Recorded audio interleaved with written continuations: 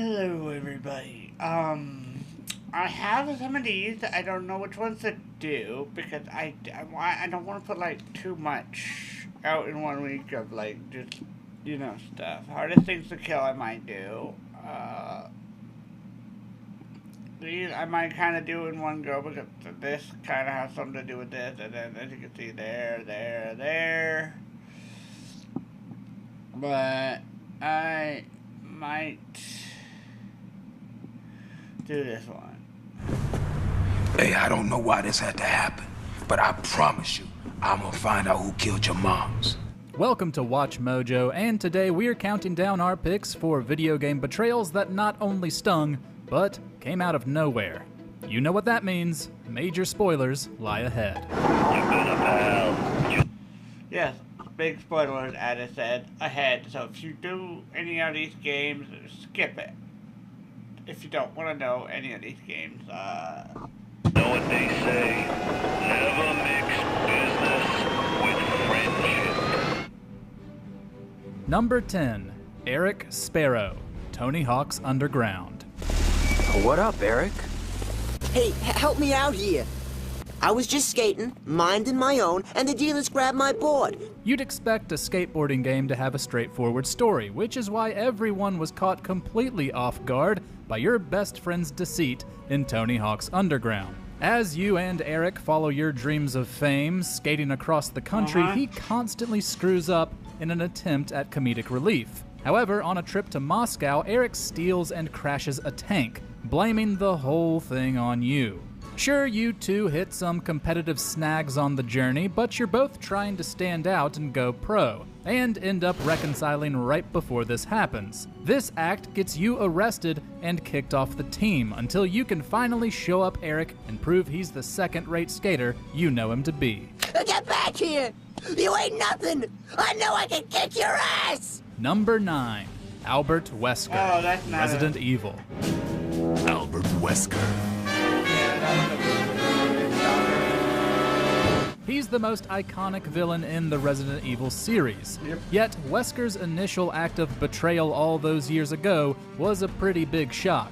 When the STARS team arrives at Spencer Mansion, they're all immediately separated, leading you as either Chris or Jill to bring them back together.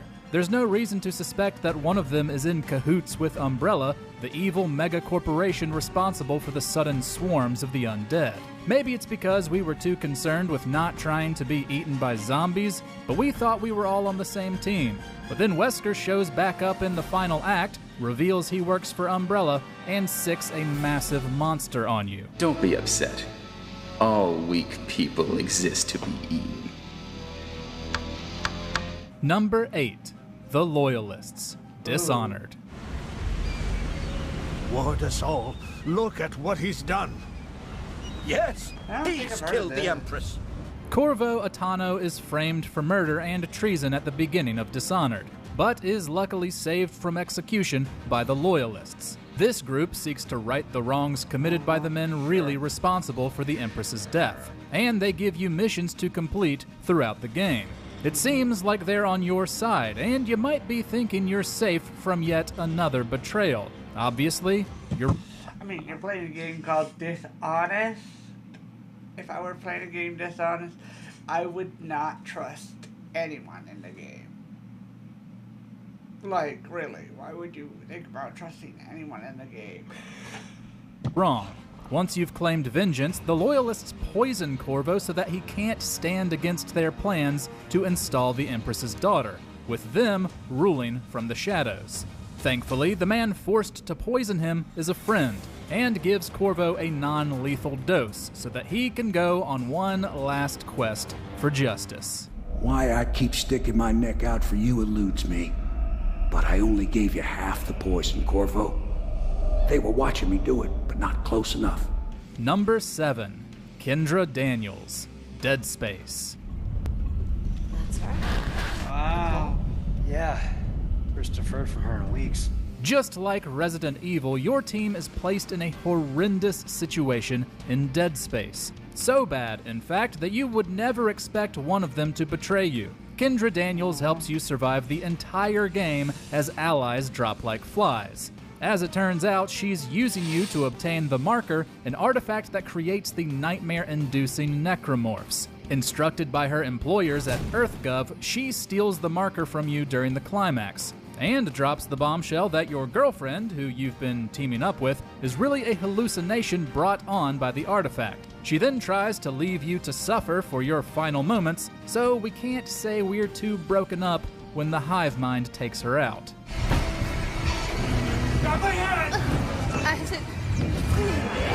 Number 6, Big Smoke. Grand Theft Auto San Andreas. CJ. Oh, my dog! What's up? Hey, baby. You okay, man? It's been over 20 years, but fans still hold an undying hatred for Big Smoke. After CJ comes home, he's greeted warmly by the members of his former gang, including Big Smoke. The gang has been losing ground to their rivals, and CJ helps them regain power through various missions. However, it's pretty easy to lose ground with Big Smoke not only working with the rival gang, but with corrupt police officers.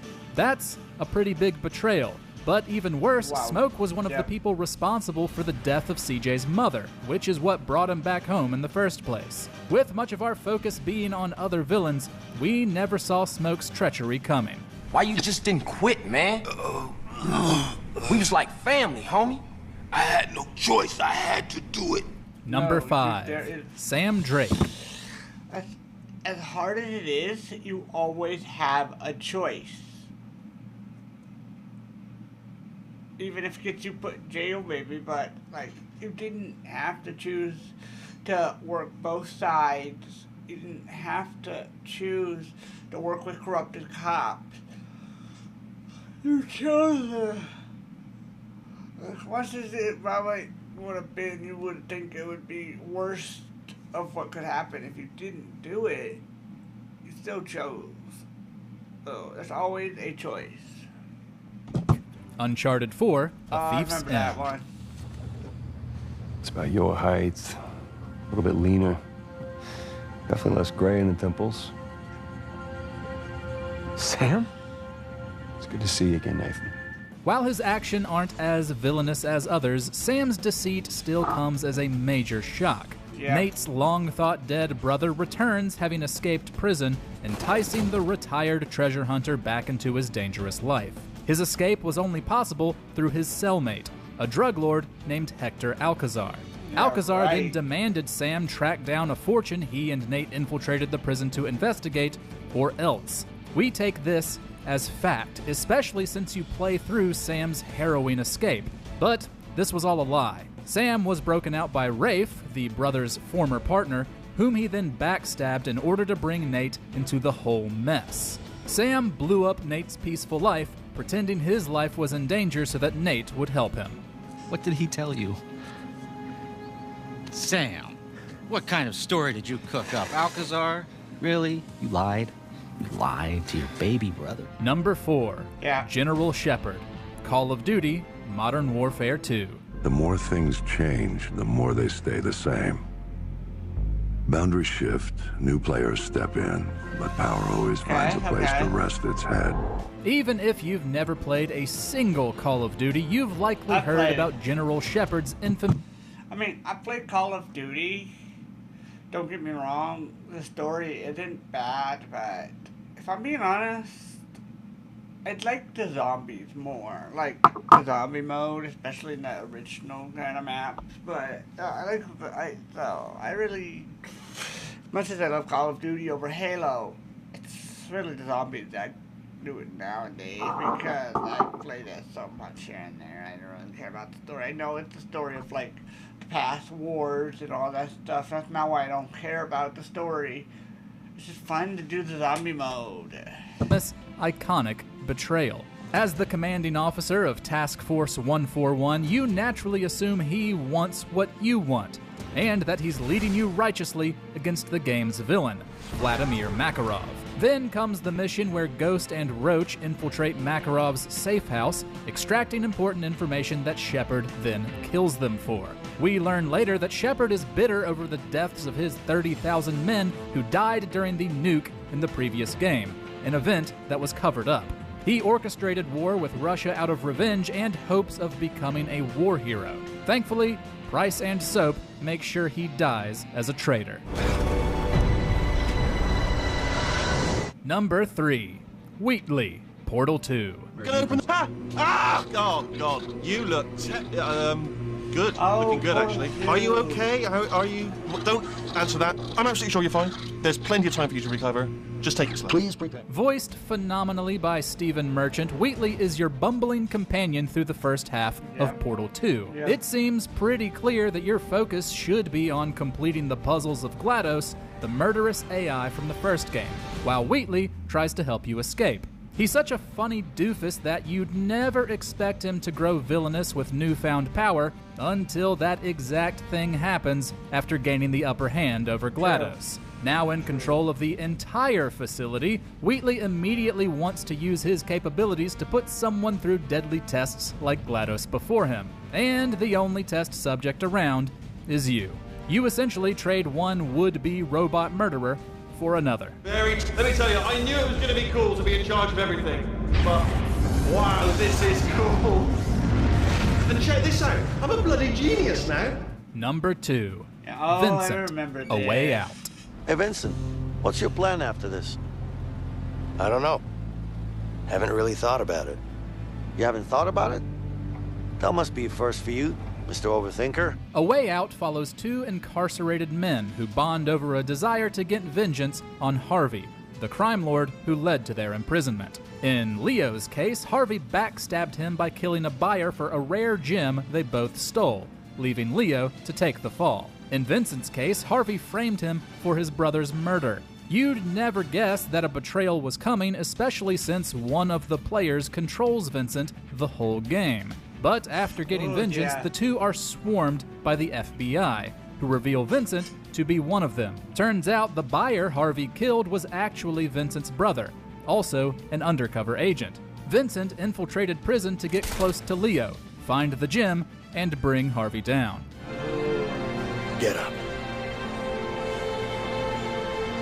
Get up. That's a hard one. And really, outcome is really sad because one of them has to die. And then whoever lives gets to be with their family, yes. If he dies, the one on the right, which you can kind of not see his face one sec. The one on the right there,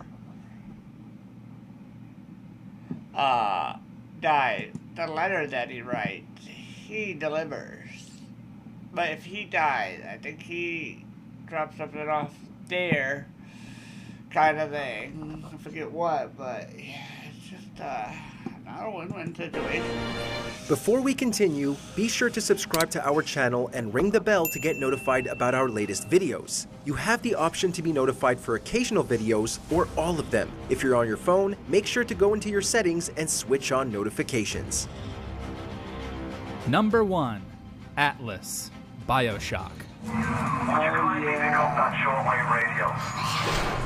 When you enter the twisted city of Rapture, there is no one you can trust except for Atlas, the man leading a rebellion against its corrupt founder, Andrew Ryan. Atlas gives you objectives and helps you survive as you move through the city. He's someone you never question, especially since you witness Ryan blow up the sub his wife and child are on, or so you think. In one of gaming's greatest twists, you learn that Atlas is the alter ego of Frank Fontaine, a crime boss Ryan warred with who faked his own death. Not only that, but his objectives have actually been him controlling you through psychological conditioning, with the phrase, "Would you kindly?" And not a single one of us saw that coming. It's time to end this little masquerade. What video game betrayal did you never see coming? I don't know.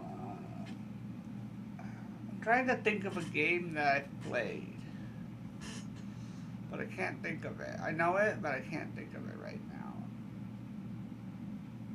I guess, yeah. We'll just have to leave it there, and I guess I'll see you guys in the next video. Let me know what you guys think of the one that of your portrayal was stuck with you the most in the comments below.